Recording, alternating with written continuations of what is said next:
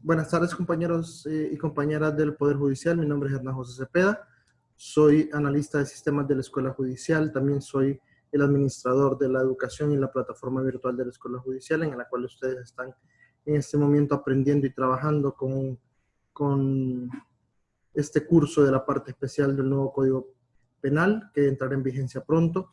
Pues mi apoyo en este momento es para hablar un poco con ustedes sobre lo que son los delitos informáticos, pero desde el punto de vista técnico. Vamos a trabajar pues utilizando y conociendo conceptos de ciberseguridad, conceptos de ciberdelito, atacantes, ataques, qué tipos de ataques, qué tipos de atacantes existen, para reconocerlos y para saber qué es y cuál es cada uno de ellos. Vamos a comenzar pues con una introducción al ciberdelito, con los conceptos introductorios, por ejemplo, qué es la ciberseguridad.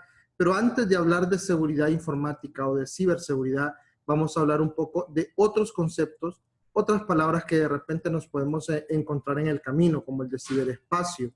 ¿Cuál es el concepto? ¿Qué es el concepto del ciberespacio? El ciberespacio es una realidad virtual, es un espacio virtual, es un lugar no físico, no es un lugar donde, como un café, por ejemplo, donde nosotros podemos ir a tomar un café con un amigo o una amiga o un grupo de amigos, sino que es un espacio creado dentro de las redes de computadoras y es un ámbito digital. Todo el ciberespacio, por ejemplo, el internet, la web, es el ciberespacio. Entonces, todo lo que tiene que ver con la parte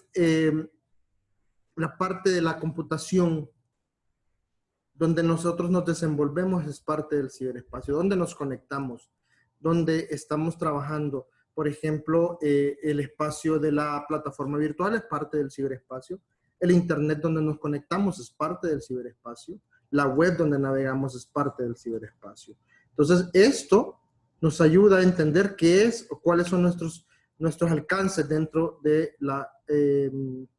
del espacio cibernético, dentro de la realidad virtual. Otros conceptos, está el concepto de ciberdefensa, que es el conjunto de acciones de defensa activa, pasiva, proactiva o reactiva. En este caso es cuando ya hay una reacción a un delito para asegurar el uso propio del ciberespacio y negarlo al enemigo. Siempre vamos a encontrar gente malintencionada, instituciones malintencionadas o estados malintencionados que quieren atacarnos y quieren robarnos nuestra información o destruir nuestra información. También existe el concepto de ciberguerra.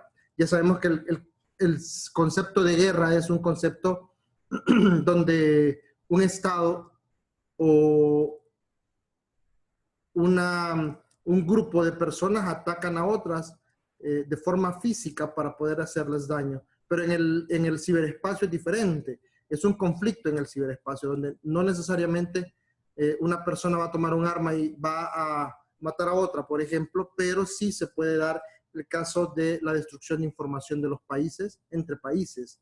Se puede dar el caso de destrucción entre empresas rivales y este tipo de conflictos. El cibercrimen, pues, que es lo que nos atañe a nosotros, es una acción criminal dentro del ciberespacio. La pornografía infantil, por ejemplo. También está la venta de información ilegal, la venta de armas ilegal a través de internet, por ejemplo. Y el ciberterrorismo es crear terror a través del ciberespacio, que esto es un término bien interesante porque son términos relativamente nuevos. El ciberterrorismo es pues cualquier acción terrorista a través de internet.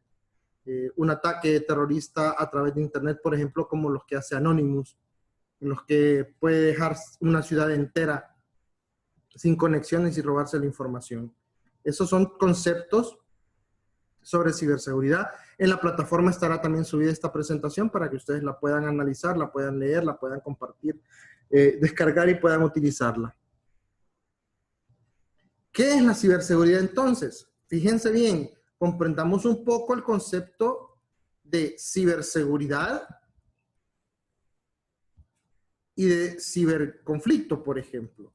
La ciberseguridad es el conjunto de acciones que se dedican a prevenir un ataque, a prevenir que nos ataquen los sistemas, a prevenir que ataquen o que se roben nuestra información. ¿Ok? Tiene como objetivo asegurar el uso de las redes propias y negárselos a personas no autorizadas, que en este caso podemos llamar terceros. Eso es realmente la ciberseguridad. Habla de la seguridad antes de un ataque. Durante el ataque y posterior al ataque también existen medidas, también es parte de la ciberseguridad, pero el fin primordial de la ciberseguridad es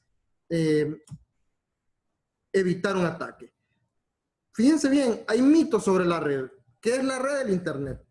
Y tenemos que quitarnos esos mitos. Por ejemplo, el Internet, aparte de la función que hacen las empresas que nos venden el servicio, no es gratis. Realmente el Internet es uno de los negocios más grandes del mundo.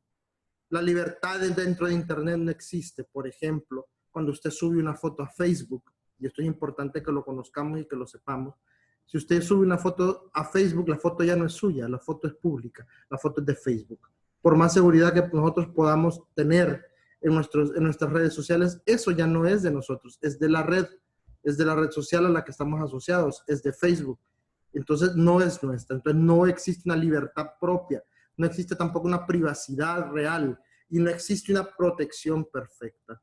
Realmente en los sistemas siempre va a haber atacantes que quieran entrar y en algún momento alguno de los atacantes logrará entrar. ¿Cuál es la función también del analista de ciberseguridad o del analista de seguridad informática o del técnico en seguridad informática? En el caso de que esté previniendo, prevenirlo. En el caso de que ya se esté realizando el ataque, detenerlo y aminorar lo más posible el impacto del robo de información o de la destrucción de información o del ataque en sí. Eso es parte de lo que hace un analista de ciberseguridad. También es, como les decía hace un poco, la privacidad es cada vez menor. Casi no existe privacidad en Internet. De hecho, y es cierto esto que les estoy comentando, hay momentos en los cuales a usted lo pueden estar vigilando y usted ni cuenta se da a través de una cámara web conectada a su máquina o una cámara web integrada a su máquina y usted no puede darse cuenta de que lo están atacando desde ahí y están viendo todo lo que usted hace. No se puede regular, no se ha regulado, porque como es un área tan amplia y es relativamente nueva, hay regulaciones, hay leyes internacionales, hay instituciones que se dedican también a crear normas, pero realmente no se ha terminado de regular completamente, como lo vamos a ver. Por ejemplo, existen los conceptos de Deep Web y Dark Web. El normal es el web normal que nosotros conocemos, que es el Internet común y corriente, donde nosotros nos conectamos. Podemos ver, por ejemplo, Google, podemos entrar a Yahoo, podemos navegar a través de los navegadores y todo esto. Pero existen dos partes más dentro del Internet o de la web en general, como ser el Deep Web y el Dark Web. Fíjense bien, son cosas diferentes. El Deep Web es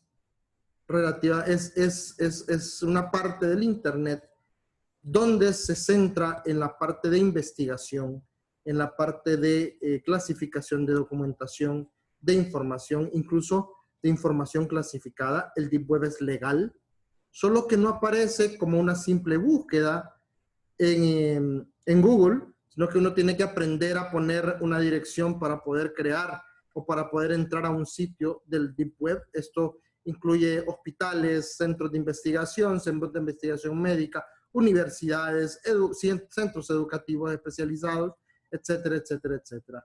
Pero no es como que va a encontrar los sitios directamente en Internet.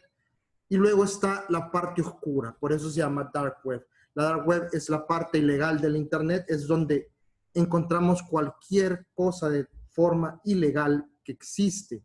Ahí hay infinidad de negocios ilegales, tráfico de drogas, tráfico de armas, asesinato, sicariato, venta de niños, pornografía infantil, trata de personas, etcétera, etcétera, etcétera. Todo esto se maneja de forma ilegal.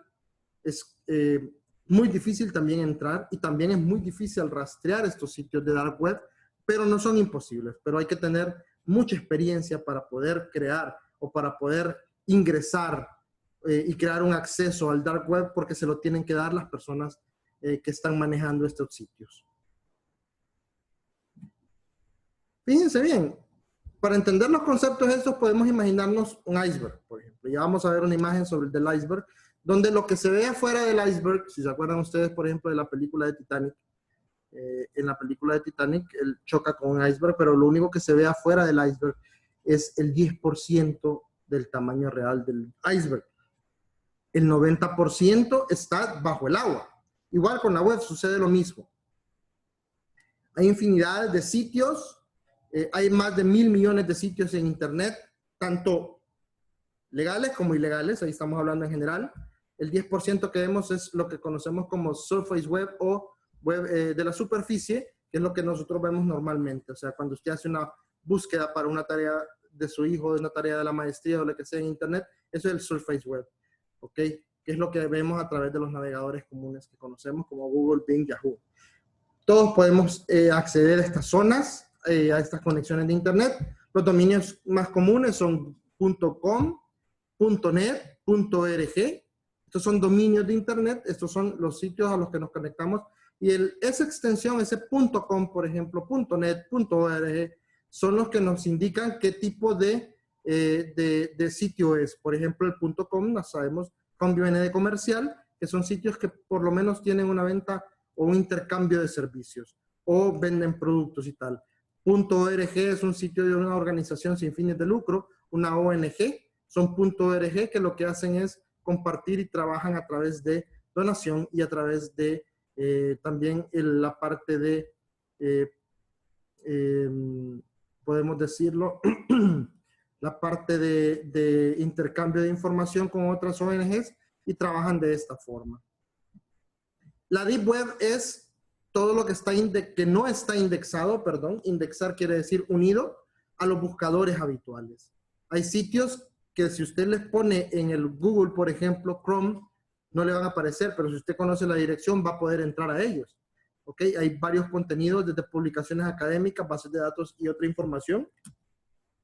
Incluso información clasificada. En la Dark Web encontramos, como les decía, la parte ilegal. Todo es ilegal.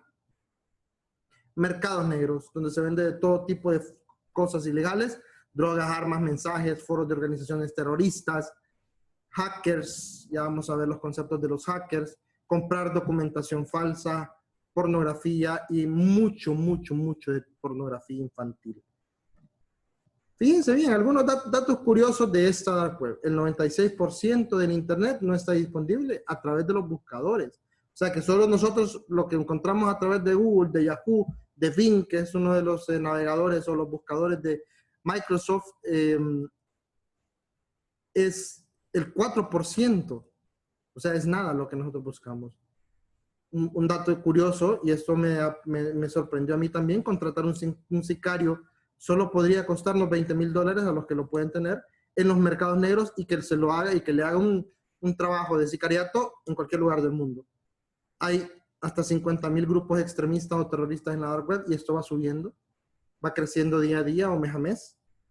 Fíjense bien, Silk Road es un mercado negro o fue un mercado negro de drogas muy famoso y ganó $1.2 millones hasta que fue cerrado. Por eso les digo, no es imposible cerrar uno de estos tipos de negocios o de estos tipos de mercados, pero sí es muy difícil. Fíjense bien. Y miren acá, aquí vamos a hablar un poco de tamaños o de espacios, de espacios de disco.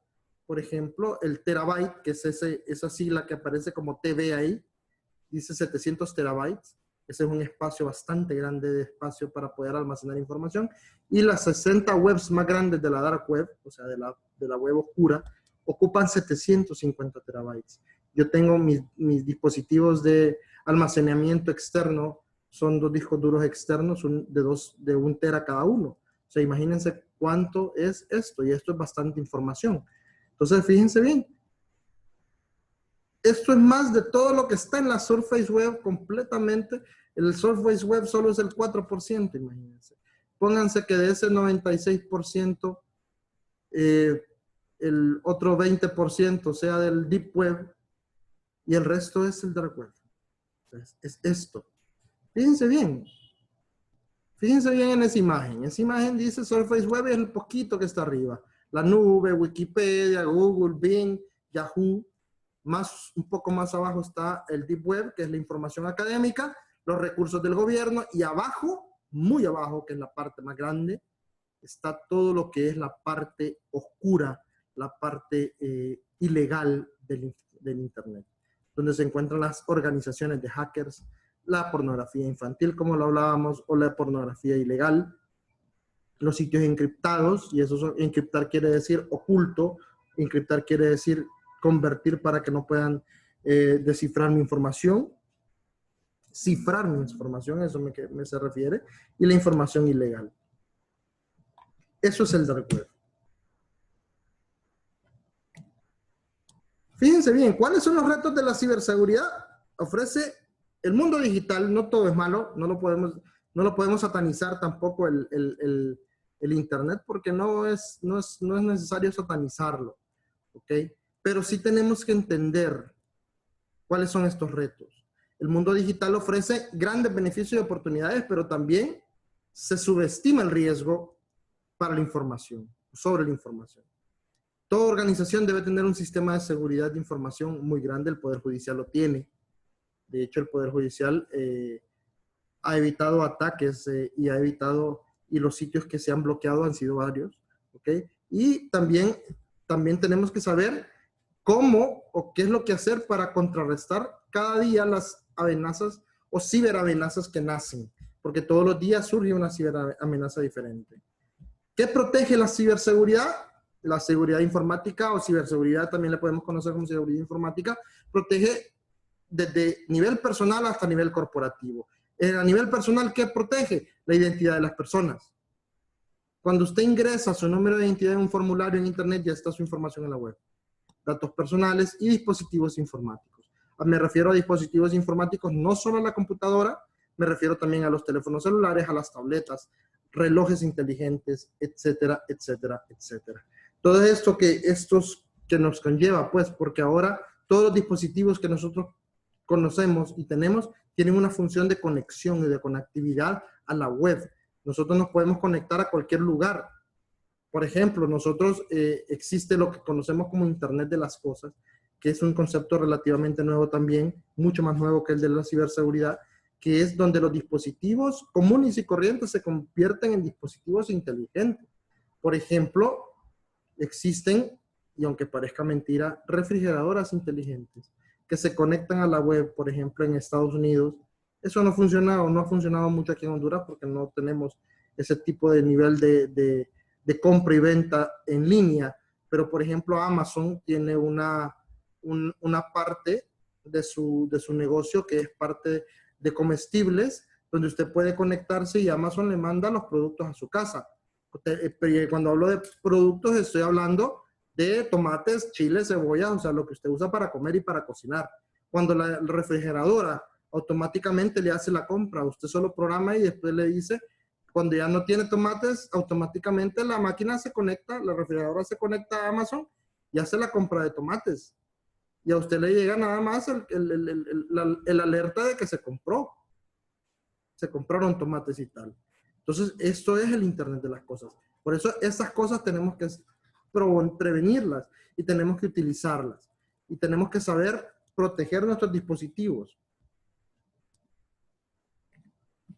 A nivel corporativo, ¿qué protege? La reputación, los datos y los clientes de una organización. ¿Cuál es el elemento más importante de una empresa o de una organización? Su información, sus clientes y la reputación de sí misma. ¿Ok? Y a nivel de Estado, que protege la seguridad nacional y la seguridad y el bienestar de nosotros como ciudadanos de un Estado. Por ejemplo, el Estado protege, pues, toda la información que está clasificada debe estar súper encriptada y súper protegida para poder resguardarla de los ataques cibernéticos. Ahora ya casi nada se guarda en papel, casi todo se guarda a nivel informático, a nivel de computadora. Entonces, esa información debe estar completamente protegida. ¿Qué es la identidad en línea y la identidad fuera de línea? La identidad en línea es todo lo que las personas miran.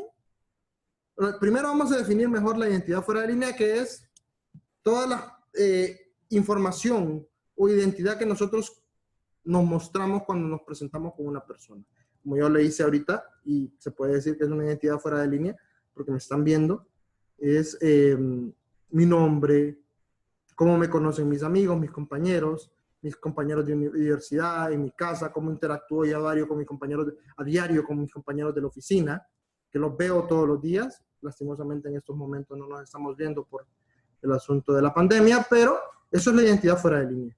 Y la identidad de línea es quién es usted en el ciberespacio. Por ejemplo, un usuario.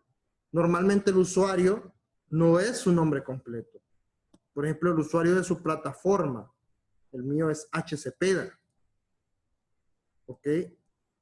Esa es identidad en línea. ¿Ok?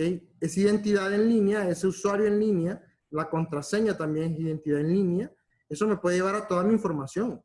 ¿Ok? Y podría revelar una cantidad limitada de información propia. ¿Ok? Como qué información podría revelar la identidad en línea nuestra. Números de cuentas de banco, de tarjetas de crédito, información financiera nuestra, información personal médica nuestra, etcétera, etcétera, etcétera. Esa es la identidad en línea. Los dispositivos informáticos, ¿qué hacen los dispositivos informáticos? Así como hablábamos hace un rato, no solo almacenan nuestros datos, ahora nuestra computadora, nuestro teléfono móvil, nuestra tableta se han convertido en portales para nuestra información. ¿Por qué? Porque con ellos nos conectamos a Internet, con ellos nos conectamos a la web. Entonces, cuando nos conectamos a la web con ellos, ya sabemos que nuestra información se puede acceder a nuestra información a través de ellos. Por ejemplo, la nube. Yo en enero de este año estuve fuera del país en El Salvador y yo me conectaba a mi información desde allá para poder trabajar y poder hacer algunas cosas de la escuela judicial también desde allá. Entonces, o sea, todos a través de un teléfono móvil o de una computadora con acceso a internet nos podemos conectar y esos son dispositivos informáticos. ¿Qué datos son importantes para un delincuente o para un ciberdelincuente? Todo lo que tenga de valor en línea para usted, los delincuentes lo quieren. ¿Qué tiene valor para usted en línea? Su información. ¿Por qué? Porque ellos lo pueden vender, lo pueden extorsionar, lo pueden destruir cibernéticamente sin tener que ponerle una pistola y dispararlo. ¿Okay? Credenciales en línea. Una tarjeta de crédito. Si usted le roban su número de tarjeta y se lo clonan, le pueden hacer un desastre financiero gastándole su dinero. Contraseñas, usuarios, datos. Por ejemplo, ¿para qué le podría servir a un delincuente cibernético un historial clínico de una persona? Fíjense bien, interesante pregunta. Eso debería de interesarme nada más a mí y a mi médico. Pero no, a los delincuentes cibernéticos les interesa, ¿saben por qué? Porque le pueden vender su información de salud a empresas o a laboratorios médicos que hacen estudios médicos. Así ellos pueden después contactarse con usted y usted de repente podrá decir, bueno, ¿y estos cómo se dieron cuenta de que yo estoy enfermo de esto? Pues puede haber sido que su información haya sido comprometida. Entonces, todo lo que es, y no necesariamente es dinero lo que ellos roban. Puede ser información que después lo convierten en dinero. En una organización, ¿qué datos tenemos en la organización? Los datos tradicionales, por ejemplo, que son todos los datos corporativos de una organización, que incluye información del personal, propiedad intelectual de la empresa o de la organización, datos financieros, patentes, marcas, todo esto, secretos comerciales que le harían, si en caso de que se los roban a una empresa, los harían perder millones de dólares o de lempiras o de la moneda que sea. ¿Okay? Todo esto es el dato tradicional de una organización. Fíjense bien. Y luego también están los datos masivos o el Internet de las cosas. Internet de las cosas se define como IoT, por sus siglas en inglés, Internet of Things, y es un concepto que se refiere a todo lo que es interconexión digital de los objetos cotidianos, así convirtiéndose en objetos inteligentes como lo habíamos mencionado. Los datos masivos son las grandes cantidades de información que manejan las organizaciones. Nosotros, un banco, por ejemplo, maneja infinidad de datos de información financiera de sus clientes, tanto personas jurídicas como personas naturales, los cuentavientes, las empresas que manejan cuentas con los bancos. Todo eso son datos masivos. Ahora hablamos de ataques, hablamos de todo lo que el atacante quiere de nosotros. Ahora tenemos que definir cuáles son los tipos de atacantes. ¿Qué es un atacante? Es todo aquel que quiere obtener mi información, o sea, un ciberdelincuente. Son personas o grupos que intentan aprovecharse de nuestras vulnerabilidades cibernéticas para obtener una ganancia personal o financiera. ¿Personal en qué caso? En el más pequeño de los casos, poder alardear de que ellos hackearon un sistema. Financieras robando dinero.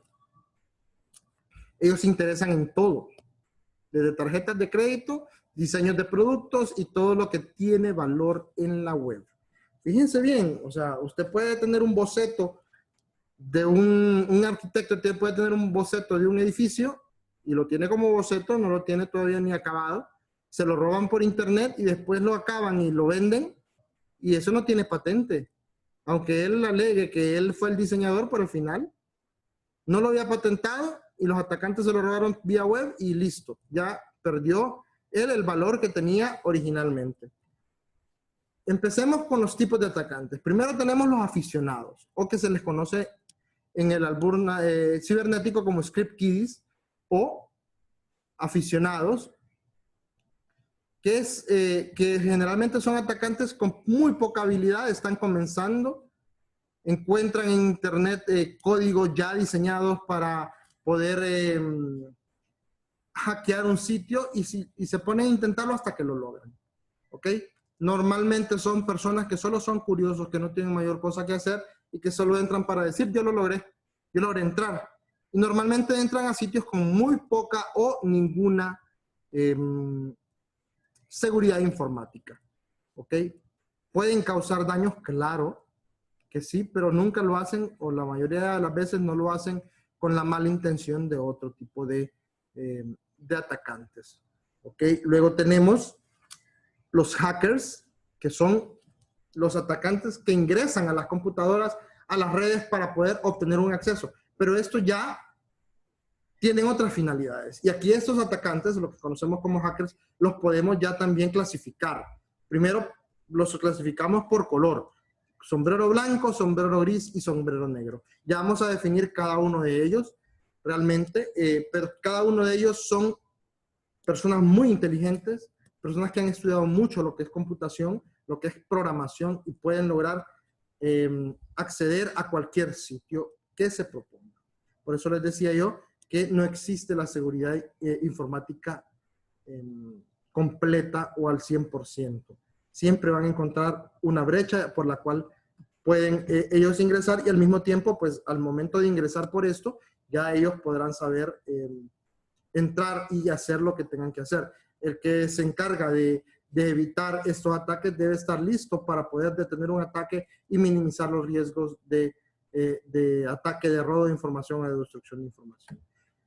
El tal hacker organizado, que son los activistas, que son aquellas organizaciones de delincuentes cibernéticos, normalmente son terroristas o patrocinados por un estado, créanlo que sí se puede dar, y que son grupos que se encargan de crear caos y están centrados en el control, el poder y la riqueza.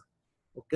Son organizados. Por ejemplo, uno de los más famosos grupos de hackers organizados es Anonymous a nivel mundial, que ellos se dedican a revelar secretos de los estados.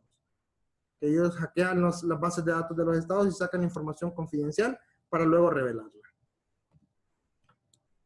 Siempre hacen algún tipo de declaración política para concientizar sobre los problemas que son importantes para ellos, o para el Estado, o para la persona que los contrata, no necesariamente para un bien común general.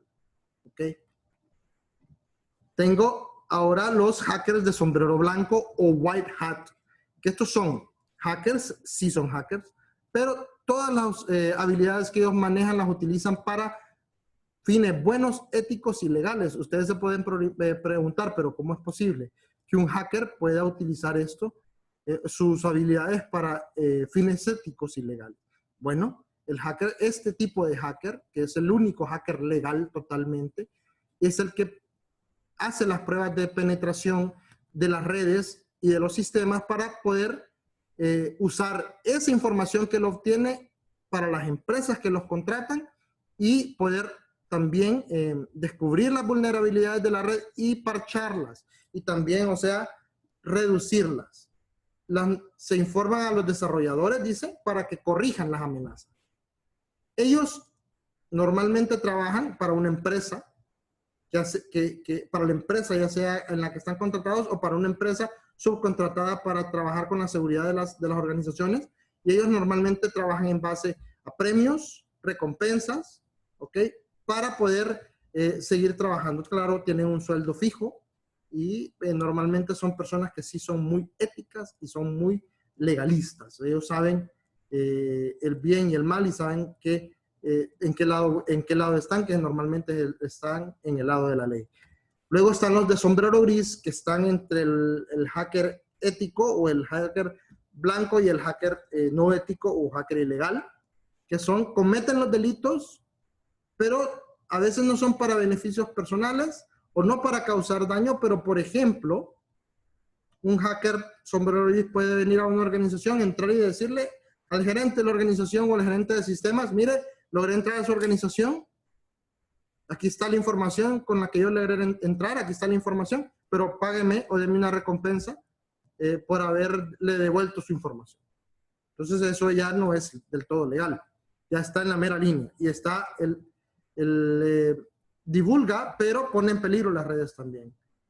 Y tengo también a los hackers sombrero negro. Estos son, o black hats, son los hackers dañinos, son delincuentes cibernéticos. Estos ya los podemos llamar delincuentes cibernéticos, que es aquel personaje que se encarga de violentar una red o un sistema ya para beneficio personal o por motivos maliciosos, como detener una red de información, como robar información clasificada de un estado, comprometen o dañar un sistema o dañar una computadora, porque un hacker puede crear un tipo de ataque que dañe el equipo directamente, no solo la información.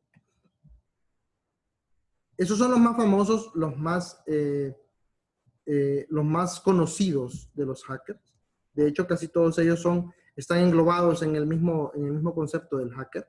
¿Okay? Existen los conceptos del cracker, por ejemplo, que es aquel hacker que se dedica a eliminar o a descifrar contraseñas de sistemas o contraseñas de software. Software es todo programa que existe en la computadora. Por ejemplo, un software craqueado, cuando le dicen a usted un software craqueado, es el mismo que le digan un software pirata o un software pirateado. Es cuando ya el software ya no tiene una clave de identificación legal, sino que ya no la tiene y al mismo tiempo se vuelve un software ilegal, porque no tiene una clave. Entonces ya eso genera una pérdida para la empresa que vende el software. Ahora veamos un poco los tipos de amenazas. Primero tenemos las amenazas de seguridad internas. Las amenazas de seguridad interna, jóvenes, hablamos de amenazas de seguridad interna cuando las mismas personas dentro de la organización son las que producen estas amenazas. ¿Okay? Dentro de la organización, manipulación incorrecta de los datos confidenciales. Por ejemplo, yo dejo abierta mi computadora y yo manejo datos de información confidencial. Es una manipulación incorrecta. De repente no lo hago con mala intención, pero sí puedo. Y alguien que no tenga ética o alguien externo puede venir y entrar a mi máquina y ver la información mientras yo no estoy en mi escritorio. Eso es ilegal. Entonces es una manera incorrecta del uso de los datos confidenciales. La amenaza, las operaciones de los servidores internos o de los dispositivos. Esto viene siempre, es un ataque interno, o sea, es un ataque de dentro de la organización. Facilitar los ataques externos al conectar medios USB infectados al sistema informático. Lo que nos ha pasado infinidad de veces cuando yo llevo una memoria USB y la conecto en una máquina y mi memoria USB viene infectada con un virus. Entonces ese virus pasa a la máquina y ahí ya se infectó nuestro sistema informático. También invitar accidentalmente a través de correos electrónicos a un malware. Ya les voy a explicar qué es un malware, pero lo pueden imaginar que es un software dañino a la red o a las máquinas a través de correos electrónicos o de sitios web o de descargas que no sabemos o de dudosa procedencia, que no son sitios seguros, ¿ok? Entonces, este tipo de amenazas internas generan daño dentro de la organización porque vienen de adentro. Son más dañinas incluso que las de adentro, ¿ok? ¿Por qué? Porque, por ejemplo, nosotros como empleados de una organización tenemos mayor acceso a la información que los que vienen de afuera, ¿ok? Conocen la red corporativa, conocen los recursos de la organización, datos confidenciales, niveles de usuarios, privilegios, etcétera, etcétera, etcétera.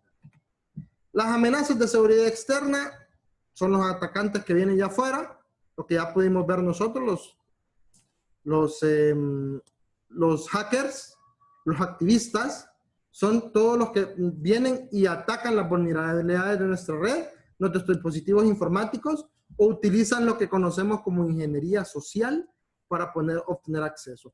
Este es un tipo de ataque, este último, la ingeniería social, es un tipo de ataque que no necesita de un dispositivo electrónico conectado a nuestra red para poder ser atacado. Tenemos el concepto de la guerra cibernética, que ya lo habíamos mencionado. Ataques, conceptos y técnicas. Estos son conceptos técnicos. Como les decía, la presentación va a estar ahí por cualquier información que necesiten. La mayoría de los ciberataques modernos se consideran como ataques combinados.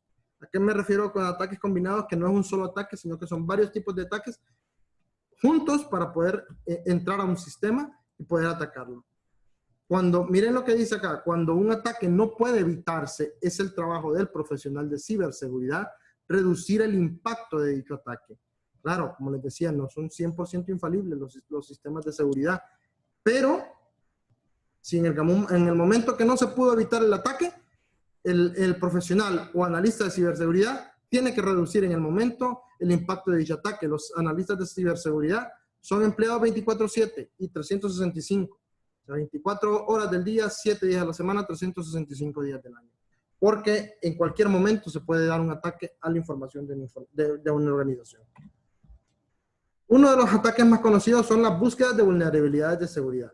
¿Qué es esto? En palabras cortas y pequeñas, es un tipo de ataque en el que se busca cuál es la vulnerabilidad, ya sea de un software o de un hardware. El hardware es la parte física de la máquina.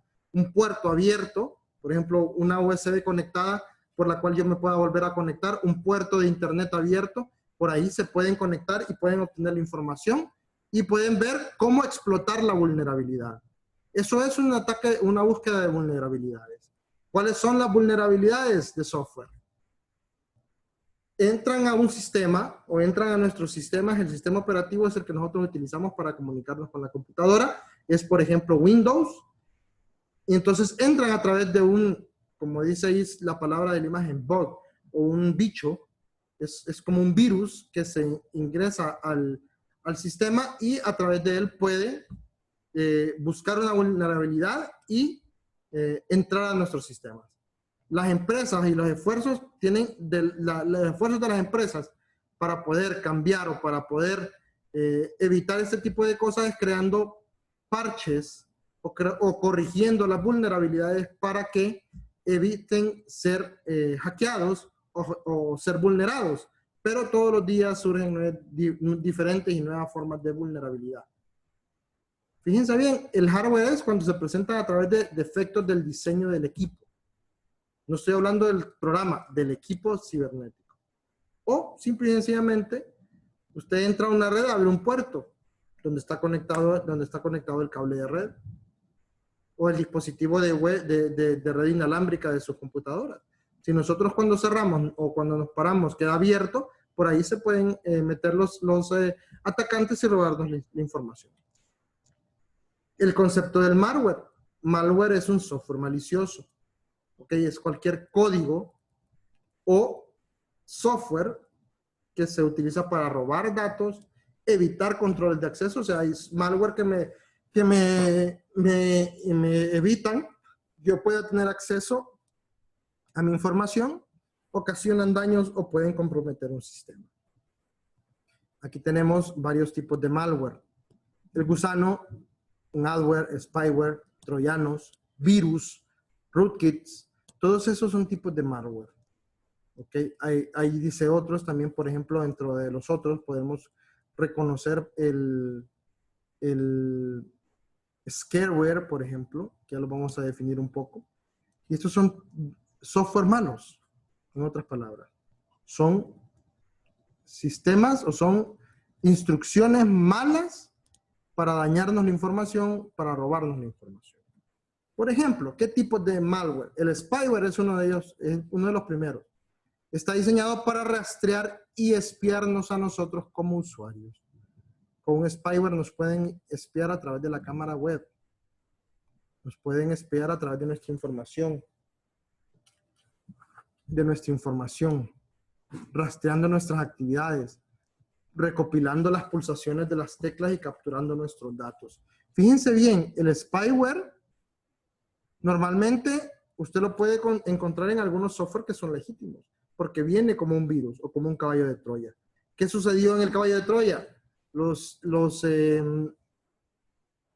guerreros estaban dentro del caballo, entonces usted lo reconoce como un regalo, lo reconoce como un software legal, pero dentro de él viene un tipo de software que es maligno y que nos sirve para espiarnos. Eso es un spyware, ¿ok? Entonces, fíjense bien, existen spywares que se conocen como keyloggers, que lo que hacen es que todo lo que usted teclea en un teclado va siendo recopilado, va siendo enviado al atacante para que él vea qué es lo que usted está escribiendo. Tengo el adware, que esto es uno de los más comunes en Internet. El software del adware es un software de publicidad dañina. Y es más dañina porque son insistentes y persistentes. Tantas veces cuando usted entra a Internet y empieza a mandarle mensajes de publicidad de empresas, eso es un adware. Algunos son legales, los que salen de Google, pero hay otros que usted abre una página y le abre otro montón de páginas más. ¿Ok? Y a veces y normalmente el adware incluye spywares. Los bots, fíjense bien, eso ha sido una palabra que ha sido utilizada durante hace cierto tiempo en las redes sociales, el bot, pero lo utilizan mal. O sea, aquí un conjunto de cuentas de dudosa procedencia en cualquiera de las redes ya le llaman bot.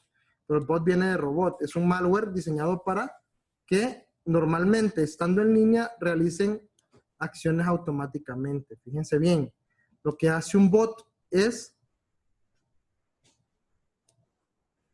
infectar otras computadoras y al mismo tiempo activarse para realizar un ataque.